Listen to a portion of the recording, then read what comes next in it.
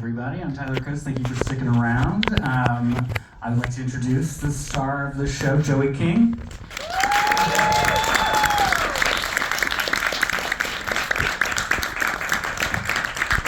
Thank you for joining me. Thank you for doing this. Of course. So, the first question I want to ask you, how did this project come your way, and, what was your kind of first reaction to the material when you read it, or even heard about it, I guess? So Tommy Kail kind of approached me. We were supposed to work together on a new rendition of Fiddler on the Roof, and it didn't happen because the studio was like, "Oh, no one wants to see a musical about Jews, I guess." Probably. So that didn't happen. That didn't happen. Yeah. And then Tommy was like, "But I have another project I'd love to talk to you about." I'd never seen the material yet when he kind of approached me about this. And I still, just based on his description, said yes before I'd even seen anything. And he was like, "Well, hang on, let me get you some material when it's finally ready, and let's see if you're still interested." And I was like, "I know I'm going to be interested, but I can't wait." And so I read the book in that time, and then I read the script, and it was just like, it was one of the easiest yeses. Like I said it before I even saw the material, so it was just, everything was so easy about saying yes to this project. I'm just so darn glad I did, because it was amazing to work on, and I'm just so proud of what happened and the final result. Absolutely. Well, congratulations on this show. I've read you kind of called the novel by Georgia Hunter, who it's her family that this story is based upon. You kind of called it like kind of the Bible for you and your fellow actors, and so I'd love to hear about kind of reading that book, but also any of the other research that kind of went into this as you're preparing for the role. Yeah, Georgia's book was really this guiding light for all of us. It was such an amazing piece of material to be able to pull from, because everything that we really needed to know about our characters was absolutely in there. The writing in the book and the adaptation in the script was just so great. So I'm just so thankful that was the material we had. And we also had access to Georgia, whose family this is based on. It was so nice to just be able to talk to her and ask her questions. And we were lucky enough to each have time with Georgia to be able to pull more additional information about the people we were playing from her. And so I asked Georgia, I was like, "Do you have any additional information from the family about Helena and what she was like, outside of the war?" Because I wanted to get to know who Helena was outside of this terrible event, because she was a woman who had spunk and humor and so much vibrancy outside of the war. And so I got some really wonderful tidbits from Helena's grandchildren, and it was all kind of surreal to be able to have access like that to the family. Yeah, when you're playing a character like that, does this automatically heighten the stakes of your performance to know that this is a real person and she's living ancestors who may remember her? So what is it like to kind of carry that on your shoulders? It was a lot of exciting pressure, I guess. Like there is a responsibility there. Like it's something that you feel the weight of. You want to be so respectful to the people that you're playing, and you want to get to know them so well, and you want to do right by them, because Helena's not here to see this show, of course, but I got to spend time with her children. I got to spend time with Anna and Ricardo and be amazed by them and have them share stories about their mother with me, and then their grandchildren and their children. Like, it's just so important, because the point of this show is that, of course, they were the lucky ones, because during this time the goal was to wipe every Jewish bloodline off the map. And so it just is so touching and amazing to be able to play this character, this person, and meet the family to see how unsuccessful that goal of wiping off bloodlines was. I mean, the title itself, I was talking with one of my colleagues earlier tonight, for a Holocaust drama, you're going and it's going to be a tough, heavy experience as a viewer, and I imagine as a performer as well. But the title itself indicates there's a lot of hope to this story. Was that something that was kind of at the forefront of your mind from the beginning, that this is a hopeful story told amid just a horrifying event? There was always that guiding light, kind of like what we said with George's book. Of course, we know we're telling a story where the people we're playing, they survive, and that's so wonderful. But there's also something like really interesting about knowing that, but playing people who have no idea what's going to happen to them. So, you know, I know that they all survive in the end, but there's so many scenes that are just so rough and so heavy and sad and just terrible things are happening. And the people that we're playing, they don't know that they're going to make it out of the situation. And so making sure to like implement that, not foreshadow, even though of course the audience already knows too that they do survive. That was really an interesting thing to play with. Of course, most shoots, every single project shoots out of order, so Right. That was always something to keep in mind as well with like where we were shooting, where we were in the story. Well, you know, I'm kind of curious about that because, you know, I think this first episode is really interesting because you get to see the family dynamic. You get to see the individual interactions that all the characters have with one another and the different relationships they have. Every family member has a different relationship with everyone in their unit. So what was it like to kind of build that family kind of behind the scenes while also knowing you'd be separated for a lot of the show? You're kind of in and out of order. What was that like working with your fellow ensemble members?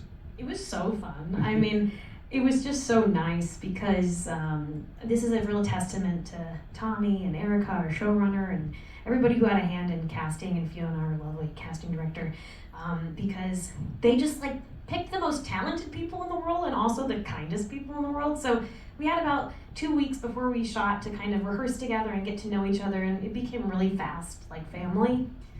And, you know, there's a lot of us who get separated and we don't get to shoot very much together. For example, you know, Henry Lloyd Hughes, who plays Gennick, and his wife in the show Herta, Moan Rosenblatt, I didn't really see them like on set ever, but I was hanging out with them all the time off set, so we really kept tight and kept up hanging out all the time, which was amazing. But one of the other elements to that, which was I got to experience like their performances for the first time as a viewer, because I wasn't there to see any of it, and it was just so moving and shocking, and everyone in the show is so beyond talented and nice, and it's just, you don't really get that combination very often. We were really blessed to have this, I don't know, it was perfect, really. Yeah, well, it sounds like you're making family like behind the scenes. It's pretty incredible. And because of that, there's this element of when there's scenes where we're talking about missing each other, there's like a real, like, you know, you pull from your real life, of course, and what you can relate to the character, but also we became so close, like, you pull from missing that actual person that you've developed a lovely relationship with, and it becomes real, and that was really special. Yeah. You know, I always like to ask this question of any actor, you know, kind of how they, I mean, every actor's process is very different and kind of and sacred in a way. But you know, when an actor goes into a role like this, their work, the day job is very intense. The material you're working with. How do you kind of leave, or do you leave work at work and kind of like decompress at the end of the day, especially with something like this, which it's you know very harrowing. Yeah, you know, sometimes like I'm definitely not. I'm not a method actor, and I applaud anyone who is, because that is tough. I am able to go home and like reset for the most part, but there were days, you know, there were some really, really tough days. Like I would call my husband on FaceTime and I'd be like, this is what happened today, and I would kind of tell him about the scenes, and I would surprise myself because I would start crying when I was on the phone with him about how emotional I got during, you know, this scene, or even more so what happened to me would be I would get really emotional in between takes and in between setups, because I would think about like how horrible the situation was of this scene that I was filming, and it would really, really affect me. And so this show in particular surprised me with moments that I wasn't able to totally shed the skin when I got home, because normally I'm just like immediately able to kind of like shed the day. I don't like think too much about a take I didn't like, you know, I'm good about just being like, okay, what's done is done. But this show got me a lot of times and surprised me. Yeah, was that something bonding with your co-stars over? I mean, I imagine everyone kind of had that experience that they had to kind of shake off too. Absolutely. Again, like that was a huge part of the reason we became so close. Another thing too is like, I don't know about anyone else, but like when I feel emotional or I cry or something, there's like in front of people, there's like a sense of shame that comes with that. Of course, like in a scene, like no, it's my job. I'm really in the moment. That's wonderful. But like outside of a scene or in between a take, if I like stay emotional or I am emotional, I feel this sense of like, oh, this is so shameful. Like this is so embarrassing. Why am I so emotional? But not with this show, because I think that we just were this like great support system for each other. Every single person had at least one moment or more where we got emotional at different times, and it surprised us all, and we were there for each other. We'd hold each other, not just the cast but the crew too. We would really lift each other up, and there was no shame, and that was a really freeing feeling to be like, I'm really emotional, but like I don't feel bad about it because I'm around people who like get it. Absolutely. You know, Helena, her character is so alive, for lack of a better word. Just like big personality, very spunky. It brings a really incredible levity to this very heavy show.